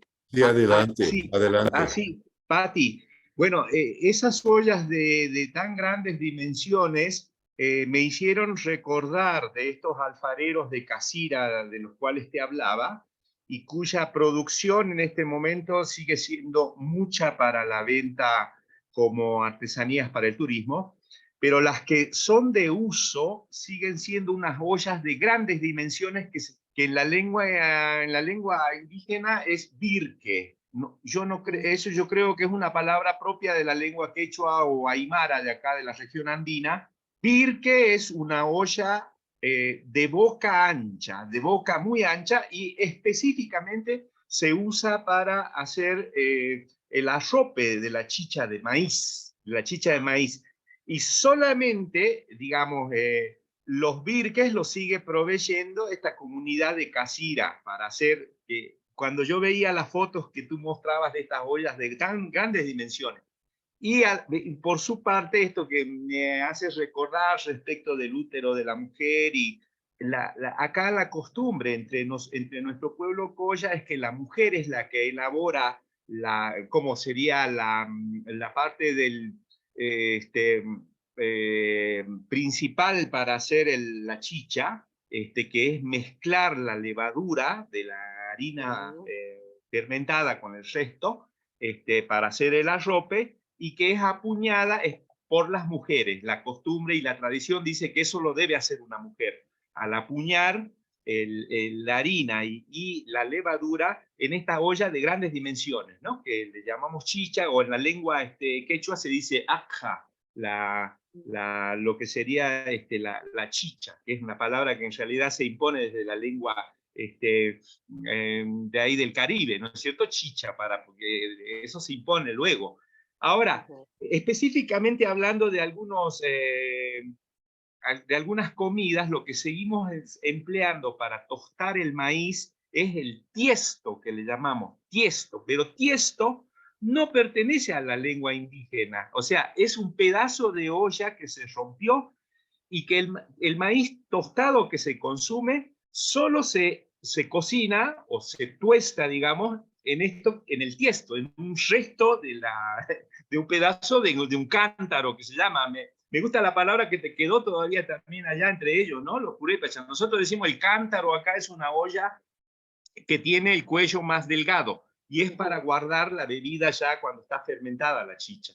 Bueno, eso es lo que quería un poquito más apuntar. Gracias. Sería importante, por ejemplo, en el caso de allá de Colla que tú platicas, bueno, tengo entendido que todos los pueblos andinos que tienen, que pueden ser quechuas y también pueden ser los mapuches, hay un encuentro muy grande en Perú para la fiesta de la Candelaria, ¿no? Para celebrar esta festividad de la mamita Pachamama. Y en esta puedes tener la oportunidad de ver las danzas de muchos pueblos de de reminiscencias, indígenas de los Andes, y seguramente ahí se preparan muchísimos platillos y podrás ver el uso festivo también en colectivo, porque también estos enseres no solamente se quedan para reivindicar pertenencia e identidad social en un sentido, digamos, centrípeto, hacia ellos mismos, ¿no? Sino que también la estética marca una dimensión, entre otras de las que tiene, de la distinción. Y la distinción siempre quiere marcar diferencias, ¿no? Para resaltar precisamente la diversidad y para remarcar fronteras, desde un sentido semántico, culinario, no importa, o sea, no siempre remarcar la distinción, las diferencias, tiene que ser con una espada y un rifle, ¿no? O sea, hay maneras creativas en que los pueblos remarcan sus distinciones, remarcan sus fronteras, y una de ellas que nos permite hacer un juego muy rico de ello en muchos sentidos semánticos es la dimensión culinaria, sin lugar a dudas. Entonces, por eso es que estos enseres o la aportación que me gusta de su parte que sea retroalimentada es que se tiene que dimensionar dentro de este universo culinario y no solamente ver a los enseres como si son redituables en términos comerciales o no, porque hay mucho también prejuicio, yo quisiera señalarlo, a lo mejor en las otras tradiciones que ustedes me están mencionando lo han visto, ¿no? Pero hay todo un prejuicio en cuanto a que estas piezas, las que he trabajado en particular en Amozoc y en Tlayacapan, aunque no se escapa también Michoacán, porque también utilizan el vidriado, de que como utilizan plomo, o lo que se conoce entre los artesanos como greta, tiene un nombre diferente en cada entidad, pero como está hecha a base de plomo, se supone que es altamente tóxica, etcétera, lo cual en un sentido sí, parte de lo que se dice es cierto. Cuando en grandes cantidades las personas se pasan tiempo esmaltando, e incluso a mí me pasaba cuando iba yo a entrevistar a los alfareros, de repente te entraba la greta por la nariz y sí, es un olor dulce que te llega hasta acá, y tiene plomo y además pues sí puede hacer que se vaya la sangre, ¿no? Sobre todo en el caso de las mujeres embarazadas, ¿no? Por eso es que también como un prejuicio se prefería que no lo hicieran, ¿no? porque pues se va la sangre y luego se le va al bebé y quién sabe qué. Pero lo cierto es que se necesita que sean grandes cantidades, ¿no? Y hay un prejuicio de cambiar todo el proceso productivo, desde el barro mismo, desde el diseño, desde el horno, todo, mucho. Ahorita está una empresa muy grande norteamericana entrando en Tlayacapan y en Amozoc para venderles todos los insumos, o sea, desde la espátula, desde el barro, claro, porque para ellos es un negociazo, ¿no? Y dejar al lado todos los materiales que han venido utilizando por siglos, ¿no? Para que sean libres de plomo. El problema es que son libres de plomo, pero también esos nuevos materiales requieren una infraestructura de, por ejemplo, de almacenaje, ¿no? Entonces se tiene que hacer como una gran área, ¿no? Como si fuera una olla express para poder guardar ese material, que muchos artesanos pues no quieren invertir en algo que pues no saben si va a funcionar o no.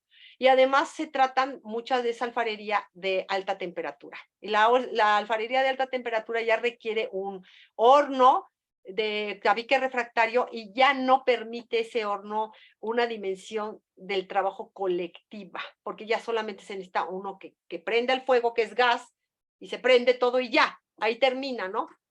Porque se cargan las piezas con unos carritos y se suben, ya no tienen que estar cargando entre varios familiares las piezas al horno, ¿no?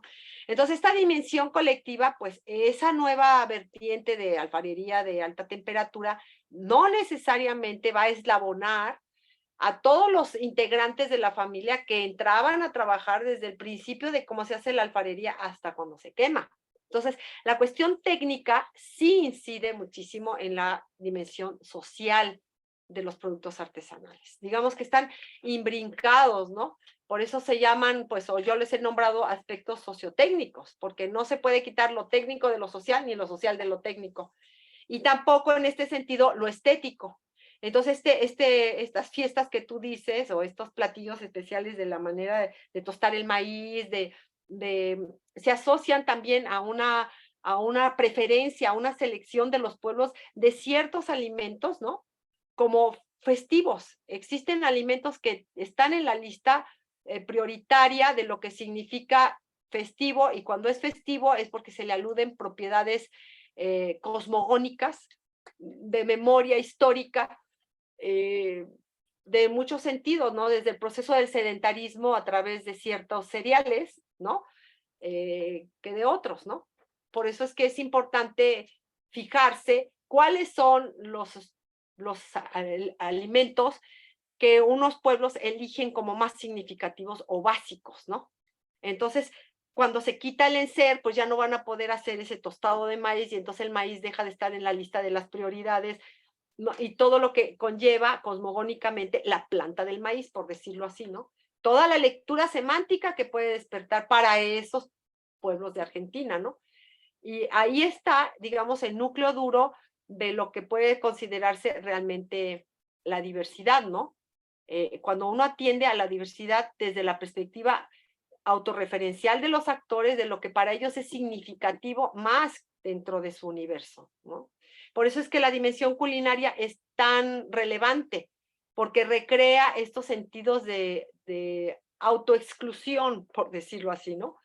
La cerámica es una de ellas. En los enseres particulares que responden a una estética, son autoexcluyentes, ¿no? Porque la misma gente te dice, es para comprar estas ollas para gente que guisa como uno.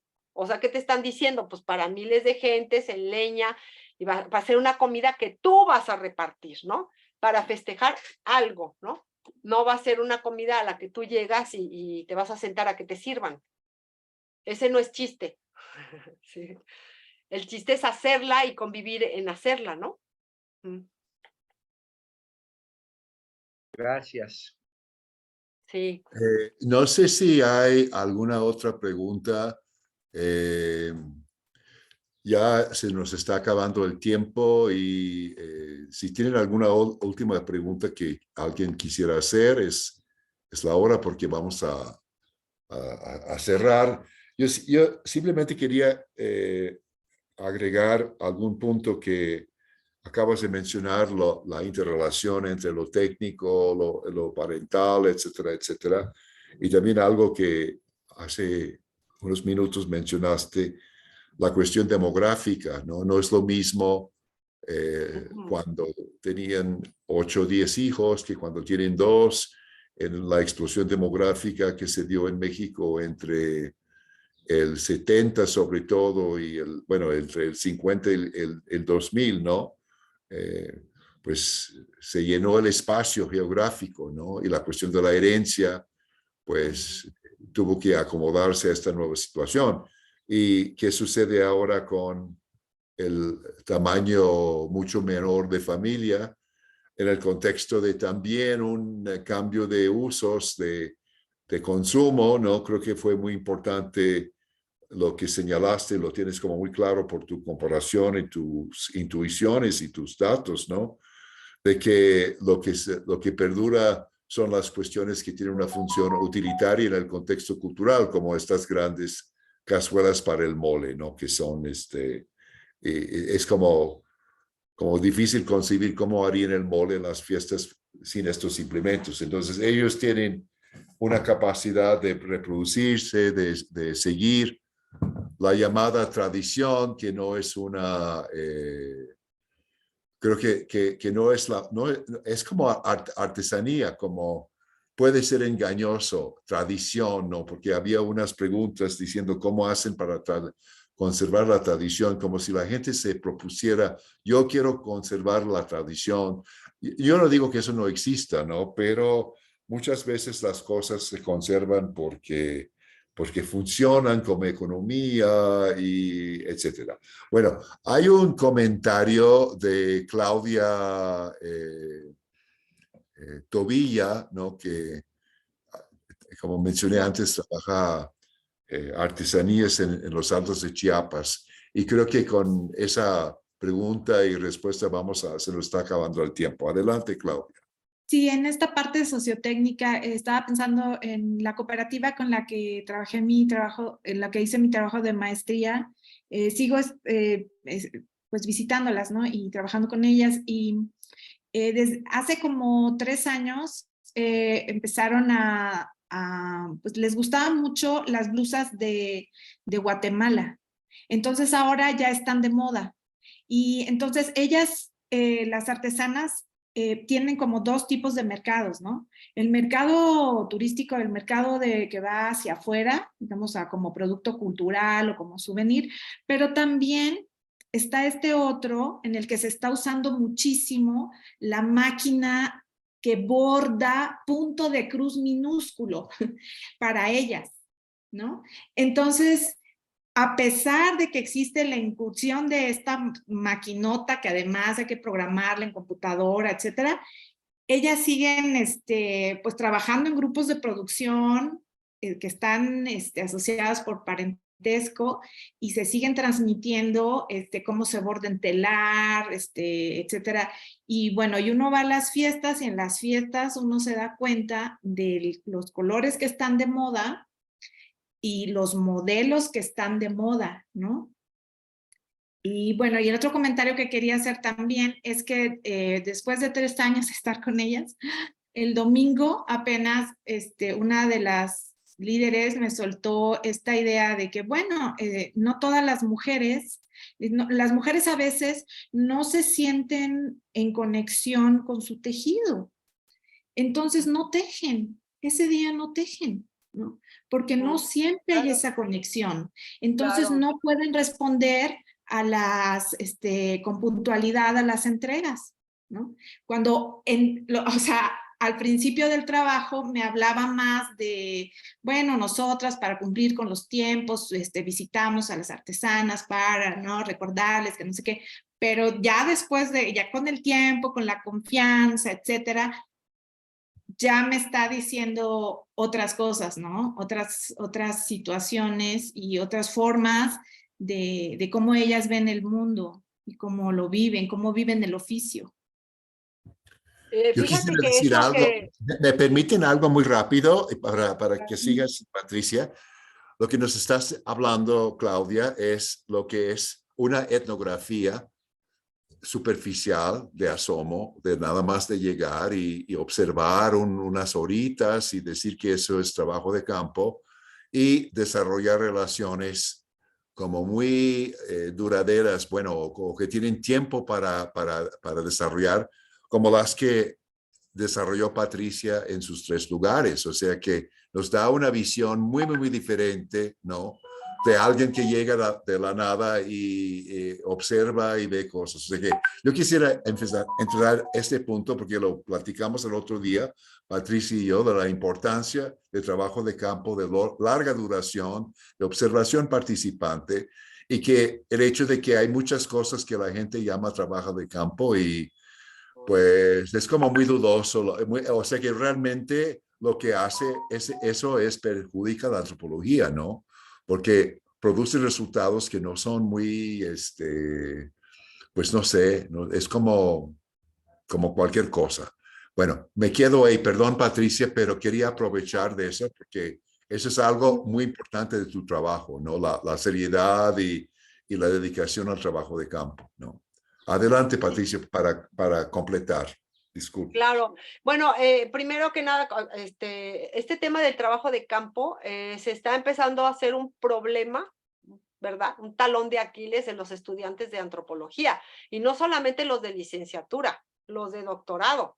Hay muchísimos estudiantes que no quieren hacer trabajo de campo, y ahorita está de moda el trabajo de campo virtual, que yo no estoy alejada porque pues hay que ponerse a la moda también en la academia, habría que decirlo. No estoy en contra de ello y estoy abierto a que haya programas que nos ayuden a pues hacer, transferir las entrevistas, a arreglar los datos, abierta todas estas herramientas técnicas, ¿no? Sin embargo, yo siempre le digo a los estudiantes de antropología que el trabajo de campo es la prueba de fuego, de quien realmente va a querer ser antropólogo y no. Eso Y pasó en eso la es reunión que teníamos. como muy, cada Claro, vez menos se ve todo el funciona. interés de Gracias, los estamos en alumnos contacto. en realizar trabajo de campo. Eso empieza a ser un problema y tampoco saben ni realizarlo, ni sistematizarlo y tampoco utilizarlo porque no termina. El trabajo de campo tiene la ventaja, yo siempre les digo, que tiene distintas fases de análisis y que puedes sacar productos tejiéndolos. Un buen trabajo de campo nunca es un archivo que se desecha. Siempre, si lo trabajas bien, es una información que está ahí como una referencia para tejer nuevas ideas y tener una mirada de perspectiva diacrónica, que es lo que enriquece las discusiones, ¿no? Ahora, en lo que tú decías, Claudia, respecto a esto de que están introduciendo máquinas para trabajar el punto de cruz, ahora ya no todo a mano, generalmente suele suceder eso cuando llegan a formarse cooperativas. Es muy común en los textiles que haya como una jefa y consiguen las máquinas de coser y entonces empiezan a fungir algunas mujeres como jefas para llevar los productos, ¿no? Que son elaborados por una artesana y está encargada una de revenderlos, ¿no? Entonces que se convierte en una especie de jefa de producción y intermediaria mayor de las otras que van trabajando, ¿no? Y son formas, las cooperativas alternativas, porque muchas veces en la familia ya no hay los recursos ni el tiempo ni el espacio para que los artesanos desempeñen su oficio. Y entonces estas cooperativas pues resultan ser una solución para aquella nuera, suegra que ya se quedó sin el cuarto donde poder trabajar sola en su casa, pues sale de su casa para ir a la cooperativa en donde sí va a poder realizarlo porque tiene los medios, va a tener a las compañeras que no tiene por ser viuda o soltera, no tiene las hijas porque ya se le casaron, ya es viuda, no tiene las nietas que le van a ayudar y la cooperativa es una forma alternativa importante.